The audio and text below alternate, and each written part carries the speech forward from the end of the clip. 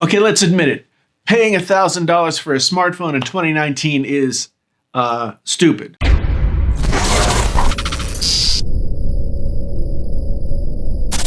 Hey there, friends on YouTube. My name is Jason, sometimes known as the JTL. This is Painfully Honest Tech. Tech so honest it hurts. If this is your first time here, thank you so much for stopping by. If you want to come back again, you know what to do. And if you've been here before, thank you so much for coming back again.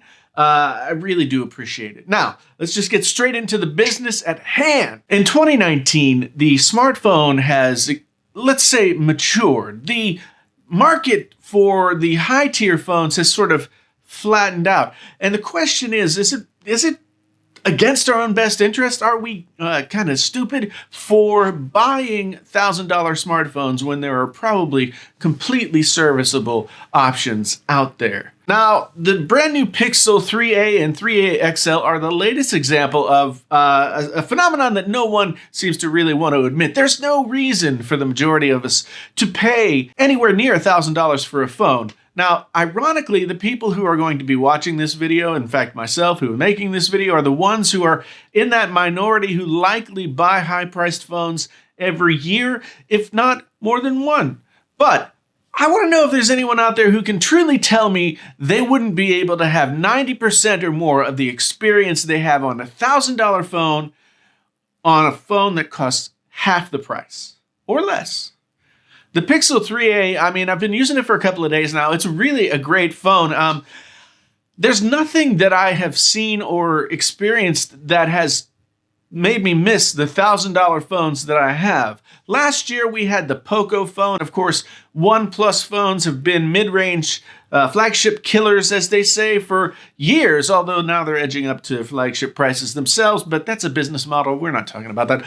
iPhones, I mean, let's talk iPhones, lasting longer and longer all the time. There are 5-year-old iPhones that still run the most recent versions of iOS. The cheapest version of the iPhone is the most popular, the iPhone XR. That's outselling all the other, at least all the other new iPhones out there. My friend Travis MCP did a video just yesterday that was talking about how living with the iPhone 6 is still not that bad a deal in 2019. I'll link that video up here. And you should go over and check it out, but not before finishing watching this one. Well, just stay here and then go see Travis. I made a video about the iPhone 6s Plus and how it wasn't really losing anything compared to the iPhone 10, except for all the fancy iPhone 10 features, but it did have a headphone jack. I'll link that video here as well.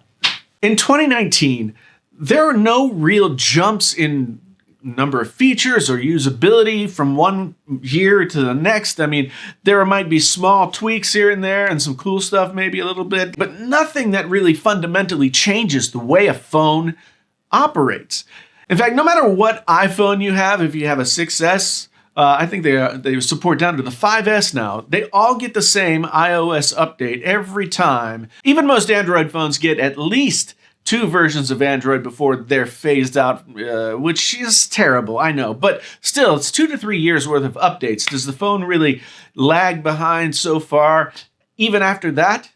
We've passed the point of phones improving year after year. There was a time, maybe 3-4 years ago, when each new version of a phone brought new, never-before-seen features that we all had to have. And before that, a New Year's version of a phone might actually bring functionality that's significantly better than the functionality of the year before. And so you got to have a phone that worked better. But that's not the case in 2019 anymore. I mean, a couple of years back, Marques Brownlee, MKBHD, he came up with what he called the 5 pillars of smartphone awesomeness or something like that.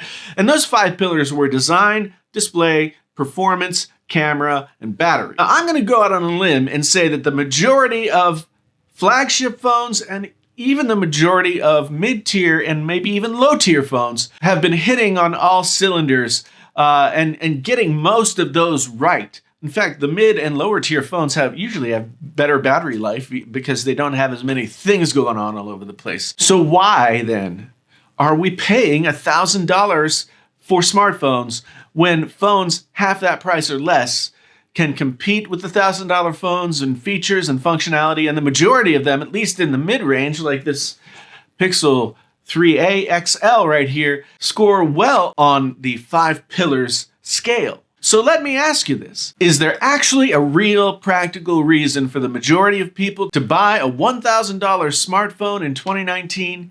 Increasingly, I say no. You know, there's an old saying, a fool and his money, her money, will soon be parted. And I think we've gotten to that fool and his money place when it comes to smartphone purchasing. Maybe we don't have to buy phones every year. Maybe we don't have to pay as much for phones if we want a new phone every year. Maybe we can just hang on to what we've got and use it until it doesn't work anymore. I know a lot of people do that. You know what I'm saying. Yeah, let me know down in the comments. I'd really like to know what you guys had to say on this topic. I'm very, very interested. It's kind of stupid to year after year after year pay $1,000 or more for a smartphone when we have so many great options available to us in 2019. Thanks so much for being here. I really do appreciate it. If this was your first time here and you want to come on back again, then like, subscribe, bell notify yourself. YouTube won't tell you if there's a new video unless you hit that bell. And if you've been here before, thank you ever so much. I really do appreciate it. You know, I've recently gone full time here on YouTube, and now I'm really pushing my Patreon because I'm giving special things to people on Patreon, access to different kinds of things, Q&As and Discord servers and that kind of stuff. It's just getting going right now. And if you are somebody who's interested in help support this channel, then you can go over and for as little as $1, $5, whatever you can give, you can really help me out. That's at patreon.com/painfullyhonesttech. If you don't have anything to share, then by all means, watching the videos is plenty. I really do appreciate it, and any support y'all can give me means everything to me. I can't say that enough. Once again, my name is Jason, sometimes known as the JTL. This is Painfully Honest Tech, so honest it hurts. Until the next time, I'm out.